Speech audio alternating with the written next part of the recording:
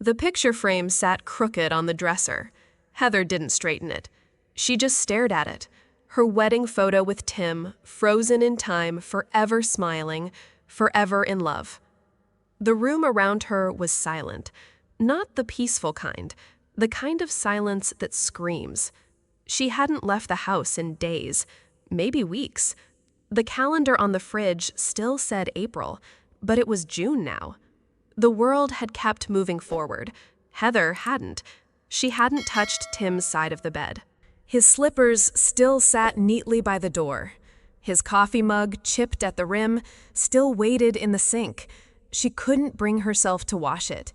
Everything in that house whispered his name, but he wasn't there. Just a rainy highway, just a phone call, just a crash report.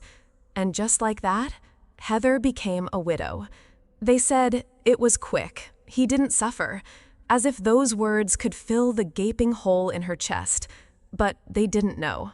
They didn't know what it was like to wake up alone and still instinctively reach across the bed, only to feel cold sheets.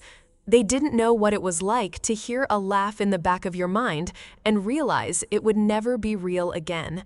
They didn't know the ache of silence so deep it makes your bones feel hollow. And no one knew that Heather hadn't cried. Not yet, because some pain is too heavy for tears. The phone rang at exactly 4:12 p.m. Heather was sitting on the couch staring into nothing, the TV remote untouched beside her. The silence in the room was so heavy, the sudden ringtone cut through it like glass. She didn't move at first. The ringing continued. Then the name flashed on the screen. Jenny. She blanked. Jenny? Her younger sister. The one who hadn't even shown up at Tim's funeral. The one who always lived in a world of glitter selfies and champagne brunches. They hadn't spoken in months, maybe longer. Heather's thumb hovered over the red decline button, but something in her chest told her to wait. She answered, "Hey, Heather." Jenny's voice chirped unnaturally cheerful. "So we're throwing a party for Matt next Sunday. He's turning 1. Matt, Heather's nephew, Tim's nephew, the baby she'd never met, not once. Jenny kept talking something about cake decorations, unicorn-themed balloons, but Heather didn't hear most of it. Her mind was caught somewhere between confusion and a strange warmth. Why now? Why reach out? And yet, maybe this was something, a small crack in the ice, a way back to the world, a way back to family. When Jenny asked, "You'll come, right?" Heather paused, and then, with a voice she barely recognized as her own, she said, "Sure, I'll be there." Saturday morning, the sky was pale gray, the kind that made everything look like it had lost its color. Heather stood in front of the jewelry store window. She hadn't shopped for anything in nearly 2 months, but there she was, eyes fixed on a sterling silver dinnerware set, tiny stars engraved along the handles, delicate, timeless, the kind of gift you give not just to a baby, but to the future you hope they'll grow into. She stepped inside the shop. The little bell above the door jingled sharp and sudden in the stillness. The clerk smiled politely. "Looking for something special?" Heather didn't answer at first. She just walked over to the display case. Her fingers hovered over the velvet tray and trembled. This wasn't just a gift. This was a decision. To show up, to try, to step outside the cave of grief she'd buried herself in. She picked up the dinnerware set. It felt cool and heavy in her hand, real, tangible. For the first time in weeks, something in her chest stirred. Maybe, just maybe, this was her first step back to the world. Her way of saying, "I'm still here." She paid for the gift and left the shop with the bag clutched to her chest like it was made of glass. She didn't know it yet, but that small silver set wasn't a symbol of new beginnings. It was the ribbon tied to a trap she never saw coming. The door swung open with a soft creak. Heather took one hesitant step inside and felt like she'd walked into a Pinterest fairy tale. Every surface of Jenny's home was covered in pastel. Balloons shaped like clouds floated from the ceiling. A dessert table sparkled with cupcakes, glittery cake pops, and handmade signs that read, "Matt's Magical One." Laughter filled the air like perfume. Someone popped a champagne bottle. Children darted across the hallway in tiny suits and frilly dresses. It was vibrant. It was loud. It was alive. And Heather was dressed in black. Not fashionable black. Not cocktail party black. Funeral black. The moment she stepped in, the contrast was obvious, like a shadow walking through sunshine. Heads turned. Smiles faltered just for a second. Then people went back to their conversations as if her presence hadn't shifted the room's energy entirely. Heather held the gift tighter in her hands. A part of her wanted to disappear. Another part whispered, "You showed up. That's something." Jenny emerged from the crowd, radiant in a pink satin dress that hugged every perfect curve. Makeup flawless, nails sparkling. "Heather, you made it!" Her arms opened wide in exaggerated excitement. "You look, classic, very chic." Heather forced a smile. "Where's Matt?" "He's napping in the back. I'll introduce you later." Her eyes flicked to the gift bag in Heather's hands. "Oh, is that for him? You didn't have to, but thank you so much." She grabbed the bag, spun toward the gift table, and was gone again, leaving Heather alone in a room full of clinking glasses and people who didn't know her name. And for the second time that week, Heather felt like a ghost. The party was in full swing. Heather stood near the corner of the room, sipping soda from a plastic cup, pretending to be busy scrolling through her phone. She was barely holding it together. Then she heard it, the sharp clink of a spoon tapping against a champagne glass. Clink, clink, clink. The music stopped. Jenny stood in the center of the room holding a microphone. Her smile was wide, rehearsed, camera-ready. "Everyone, can I have your attention?" Laughter died down. Conversations halted. All eyes turned to her. "Thank you all so much for coming today. Matt's first birthday means the world to me, and I'm beyond grateful to celebrate it with friends and family." Polite applause. Jenny paused, her hand gently resting on her chest. Then her eyes locked with Heather's, and something changed. Her smile remained, but her tone dipped colder, sharper. "I also have something important to share today, something I've been holding inside for a long time." Heather's breath caught in her throat. Jenny turned to the crowd, but her words were aimed like a bullet straight at Heather. "Matt is the son of the man who passed away 2 months ago." Silence. "My brother-in-law, Heather's husband, Tim." Gasps broke out across the room. Someone dropped their drink. Heather stood frozen, eyes wide, heart slamming against her ribs.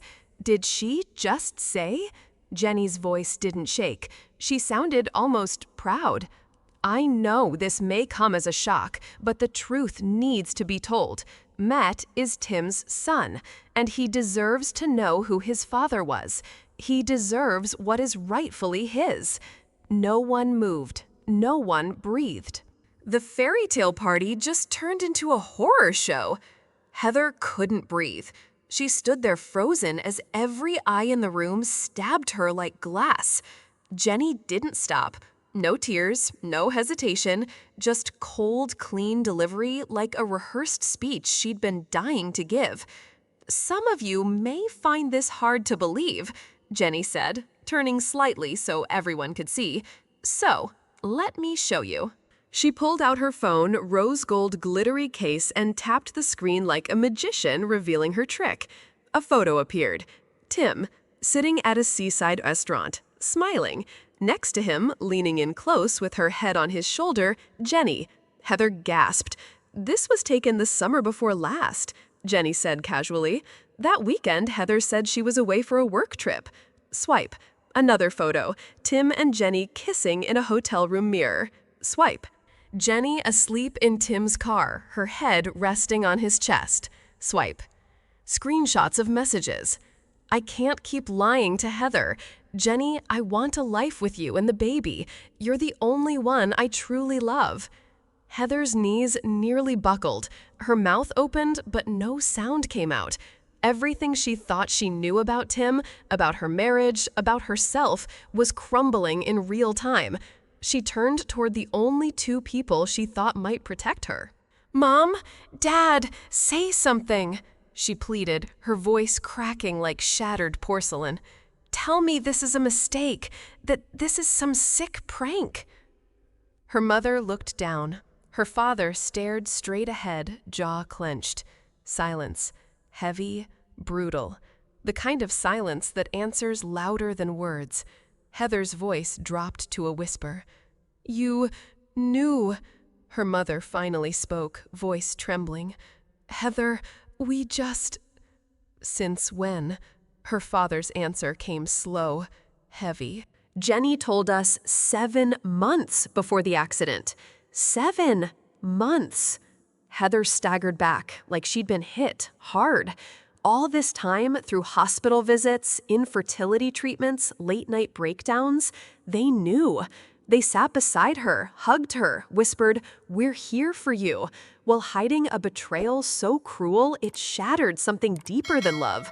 It shattered trust. Heather didn't remember walking to the door. She didn't remember what she passed the balloons, the streamers, the gasps, the murmurs behind her back.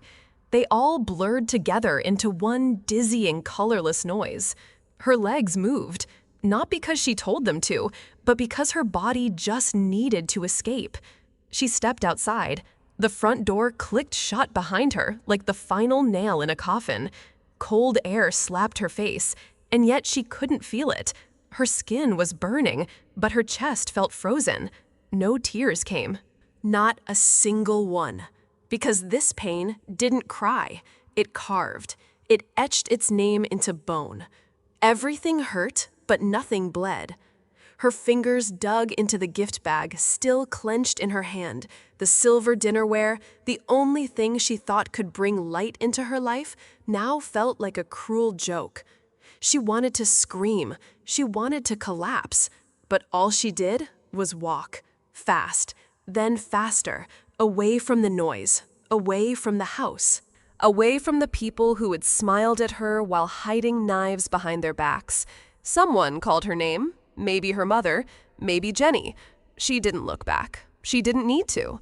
Because the worst part wasn't what they'd said. It was what they had known. All along. Heather's keys slipped once before finding the lock. Her hands were shaking. Her body was numb. The front door opened with a familiar creak, but nothing inside felt familiar anymore. She stepped into the living room. Silence. Again. Only this time, it wasn't heavy. It was mocking. The couch where Tim used to nap on Sunday afternoons, the bookshelf with that stupid novel he never finished, his jacket, still hanging by the door. Heather stood there surrounded by relics of a life that no longer existed, but it didn't feel sacred anymore. It felt like a lie, like the house itself was laughing at her. She moved slowly to the kitchen. Tim's coffee mug was still in the sink, unchanged, untouched. She had left it there on purpose, because it made her feel close to him. Now she picked it up, stared at it, and without thinking, she threw it against the wall. Ceramic exploded. Coffee stains hit the tile like blood splatter. Her breath came hard now. Tears? No, still none. But rage poured in like floodwater. She slammed the fridge shut. She kicked off her shoes so hard they hit the hallway wall. She opened the bedroom closet and saw Tim's shirts lined up like soldiers. She wanted to scream at them, at every last button, every collar, every empty sleeve that would never again hold her at night. He had lied, he had cheated, and he had left her behind to drown in the wreckage. Heather fell onto the floor, not in weakness this time, but in fury. 3 days later, it came in the mail. A thick, cream-colored envelope. No return address. Just her name typed in stiff, professional font. Heather Morgan. Her hands trembled before she even opened it. But deep down, she already knew. Inside, a formal letter, a law firm's logo at the top. On behalf of our client, Miss Jennifer Morgan. The rest was a blur of legal jargon. Phrases like entitlement, DNA confirmation forthcoming, equitable division of estate. It didn't matter that it sounded cold and official. It was a blade, and it cut deep. Jenny, her own sister, was suing her for half of everything Tim left behind. Half of the bank account, half of the house, half of the life Heather had built through grief. Heather stood in the kitchen, the letter crumpling in her shaking hands. She wasn't crying. She couldn't cry, because this wasn't just betrayal anymore. This was war. She could feel the walls of her world closing in. Her name, her home, her marriage under attack from her own blood, from the very people who should have been protecting her. Now they were coming for what was left, and if she didn't fight back, they'd take everything. She stared at the business card for nearly an hour. It had been given to her months ago by a friend from college who said, "If you ever need legal help with complicated family stuff, Kevin's your guy." Heather had never thought she'd use it, but now the word complicated didn't even begin to cover it. She picked up her phone. Her fingers hesitated over the numbers, then dialed. It rang twice. Kevin Smith Law Office, a calm male voice answered. "How can I help you?" Heather didn't speak at first. Her throat tightened. But then something cracked open. "My name is Heather Morgan," she said slowly. I'm being sued by my own sister over my husband's inheritance. He passed away 2 months ago, and now she claims her son is his." The words spilled out, broken, jagged, messy. But Kevin didn't interrupt. Not once. He listened to every word, to every pause, to every shaky breath between sentences. And when she finally stopped, he said just one thing. "Heather, I know this must feel impossible right now, but you're not alone in this. I promise you, I will do everything in my power to fight for you." In that moment, for the first time in weeks, Heather didn't feel like she was drowning anymore. That night, Heather barely slept. Kevin had been honest. The evidence Jenny has is strong. It'll be an uphill battle. But Heather wasn't just fighting for a house or a bank account. She was fighting for the truth, for the man she believed had never betrayed her, for the version of Tim she still held on to. The next morning, her phone buzzed. Caller ID, Wynne Morgan, Tim's mother. Heather hesitated, then answered. "Heather, it's me," Wynne said softly. "Are you okay? I heard what happened." Heather swallowed hard. "They're saying Matt is Tim's son, and they have pictures, texts. Everyone believes it, even my parents." There was a pause. Then Wynne's voice changed. "Listen to me. This isn't over. Not by a long shot. There's something I need to tell you, something I promised Tim I'd never share unless it was to protect you." Later that afternoon, they met at a quiet cafe in town. Wynne looked older than Heather remembered, but her eyes were steady, clear, unshaken. She slid a worn brown envelope across the table. Heather opened it with trembling fingers. Inside, medical records. Diagnosis, azospermia. Male infertility due to testicular trauma. Probability of natural conception near 0. Wynne's voice was quiet. "Tim was in a car accident when he was a student. The doctors discovered it after. He couldn't have children. He told me and Gina, his sister.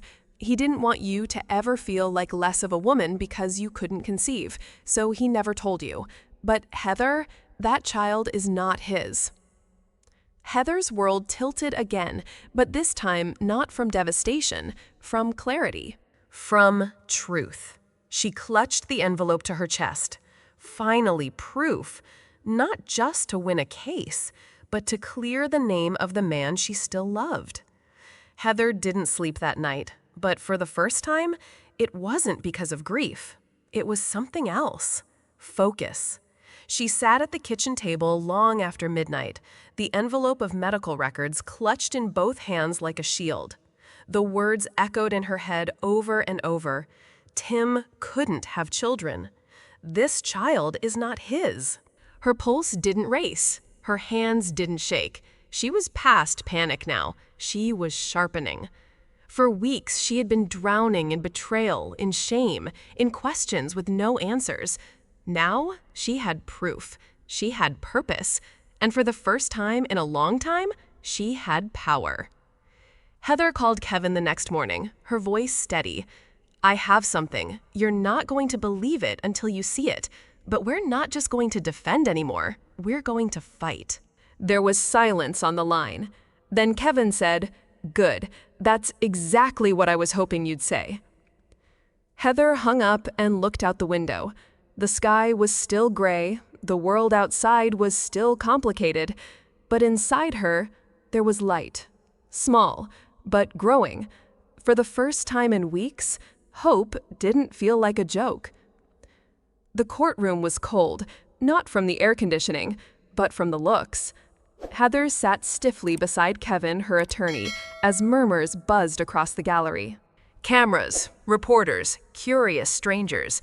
Everyone wanted to witness the drama.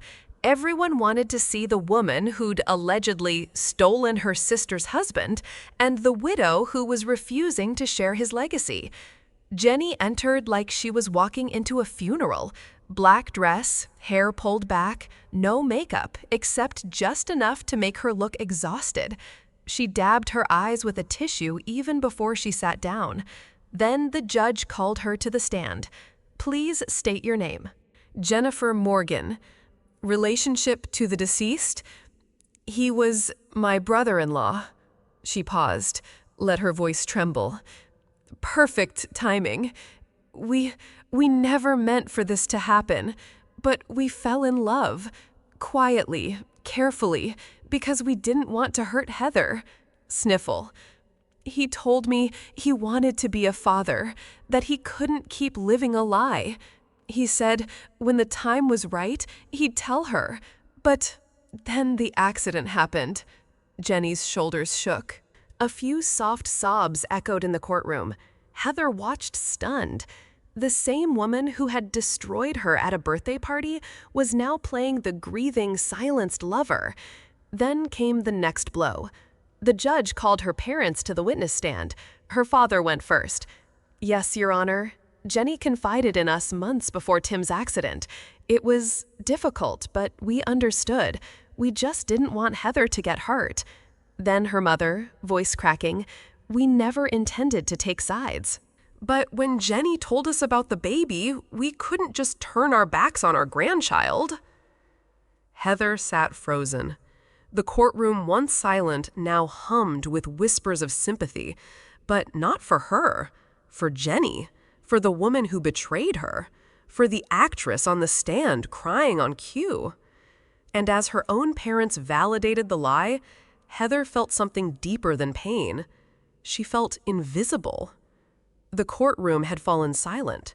Jenny's sobs had faded. Her performance was over. But Heather knew this was their moment. Kevin stood slowly, calm, measured. He didn't need theatrics. He had the truth. "Your Honor," he began, holding up a folder, "the defense would like to submit into evidence a document critical to this case." He handed it to the clerk, who passed it to the judge. Kevin's voice was steady but firm. "This is a set of medical records belonging to the late Timothy Morgan. They document a condition known as azoospermia, a type of male infertility caused by testicular trauma." A hush swept through the room. Even Jenny blinked. Kevin continued, "The injury occurred during a car accident when Mr. Morgan was in college. The diagnosis is clear. The probability of natural conception was essentially 0. The judge looked down at the papers, lips tightening. Then Kevin turned slowly to face Jenny. "This means, biologically, Miss Morgan could not have fathered a child, including the plaintiff's son, Matt." Jenny's mouth opened, then closed. Her face turned pale. Your Honor, Kevin said clearly, we formally request a DNA test between the child Matt Morgan and Miss Winifred Morgan, Timothy's biological mother. Gasps filled the courtroom. Jenny stood up suddenly. No, that's unnecessary. He's gone. You can't do that. There's no way to. Kevin interrupted gently. Actually, there is. Winifred Morgan is present and willing to undergo testing. The doors opened. Wynne stepped in calm, composed, with the dignity of a woman who had stayed silent long enough. She walked forward, head held high. I'll take the test, she said clearly. If Matt is truly my grandson, let the truth prove it. The judge struck his gavel. Request granted. Court is adjourned pending DNA results. Jenny collapsed into her seat. Heather didn't move. But inside her chest, her heart exhaled for the first time in weeks. Jenny's face lost all its color. One moment she was composed, playing the grieving lover, the misunderstood mother. The next, panic. It started in her eyes. Then her shoulders stiffened. Then her voice cracked. This is ridiculous, she said, forcing a laugh. Tim was cremated. There's no way to prove anything now. Kevin didn't flinch. That's why we requested a test with Miss Winifred Morgan. As Tim's biological mother, her DNA will determine whether Matt is his son. Jenny stood up from the witness stand. No, you can't use her. This is all just manipulation. The judge raised an eyebrow. Ms. Morgan, are you refusing the test? I don't see the point. I already told the truth. This whole thing is just Heather trying to keep everything for herself. Her voice cracked again, but this time no one looked convinced. No sympathetic murmurs, no nodding heads, just silence, and the slow, quiet shifting of power. Kevin remained calm. Your Honor, we believe the DNA test is not only relevant, it is necessary to determine the biological relationship in question. The judge nodded slowly. Request stands. DNA testing will proceed. Court is adjourned. Bang! The sound of the gavel struck harder than any scream. Jenny sat down like her legs had finally given up. Her hands trembled, her lips quivered, and for the first time, the mask slipped. No more confidence, no more control. Just a woman who could feel the walls closing in. 3 weeks, 21 days, 504 hours. That's how long it takes for DNA test results to come back. And every single one of those hours felt like a lifetime. Heather couldn't sleep, couldn't eat, couldn't stop checking the clock, the phone, the mail slot. What if it backfires? What if Jenny somehow rigged the test? What if Matt really was Tim's child? Even with Wynne's words echoing in her mind, Tim was infertile, Heather, trust me. Heather's heart didn't know peace, because betrayal doesn't just break your heart, it makes you question your own memory. She found herself replaying moments over and over. The night Tim came home late, the odd silence when Jenny was around, the way he always looked away when someone mentioned family. Had there been signs? Had she missed them? And yet, each time the doubt crept in, she would walk to the drawer, pull out the sealed envelope from Kevin labeled confidential, and hold it to her chest. Not to open it, not yet, just to remind herself, the truth is coming, and this time it won't lie. The courtroom was silent. No shuffling papers, no whispers, just the sound of breath held strained, trembling. The judge unfolded the envelope with gloved fingers, eyes scanning the printed text like a blade cutting through fog.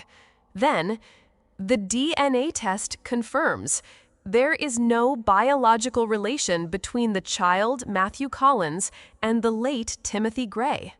A gasp. Not from Heather, from Jenny. Her knees buckled. She reached for her lawyer's arm, but he didn't look at her. No one did. Heather didn't move, didn't smile, didn't cry. She just exhaled, as if she'd been holding her breath since the day Tim died. In the back of the courtroom, Heather's parents sat frozen, her mother's lipstick trembling, her father looking down at his shoes. They didn't speak, because what was there left to say? The lies had collapsed, the betrayal was exposed, and the lawsuit dismissed. The judge's gavel came down with a final bang, not just ending the case, but slamming shut the door on Jenny's entire performance. As the courtroom emptied, Heather stayed behind for a moment, looking at the now crumpled photos Jenny had submitted. The fake love story, the forged fantasy. Heather didn't need revenge anymore. She had something bigger, the truth. And finally, it was on her side. After the courtroom emptied, Heather walked alone down the marble hallway, each step echoing like the heartbeat of a woman finally done bleeding. Outside the courthouse, her mother waited, face pale, eyes wet, clutching her purse like it might hold redemption. "Heather," she said softly, "we didn't know how to tell you. We were trying to protect you." Heather didn't stop walking. Her father stepped forward too. "Can we talk, please? We made a mistake." And then, Jenny, still in tears, still performing. "Heather, I thought Tim loved me too. I didn't mean for it to go this far." Heather turned around, not to forgive, but to end it. She looked each of them in the eyes, one by one. "You didn't protect me. You protected your silence, and it cost me my husband, my peace, and 3 years of my life." No screaming, no drama. She simply took out her phone. 3 contacts, 3 names, delete, delete, delete. And then silence. Not the kind that hurts, but the kind that heals. She turned away and walked off. Not as someone abandoned by family, but as someone who finally chose herself. Sometimes family isn't made of blood. It's made of who stays when everyone else walks away. When Tim's mother had every reason to shut down after her son's death, but instead she opened her door and her heart. Heather moved in with her, not because she needed shelter, but because she needed belonging. Morning coffee turned into shared stories. Dinner became laughter in a kitchen that hadn't heard joy in years. "You remind me of myself," Wynne said one evening, setting down her cup. "Strong, but never allowed to be soft. You don't have to be strong with me, Heather." And Heather, for the first time in what felt like forever, let herself cry in front of someone, without shame. They planted a garden together that spring. Heather tilled the soil, Wynne chose the flowers. It wasn't much, but it was theirs. It was the beginning of something whole. Heather stood before the apartment door one last time. Her fingers traced the cold brass handle, a handle she had touched 1,000 times before. But this time, she didn't feel the weight of memories. She felt freedom. She turned and looked back at Wynne, waiting quietly behind her. "I want you to have it," Heather said softly. "The apartment, Tim's place. It's too full of ghosts for me now, but I want it to be your home." Wynne's eyes shimmered with surprise and gratitude. "Heather, I don't know what to say. Thank you. You've given me more than a home. You've given me family."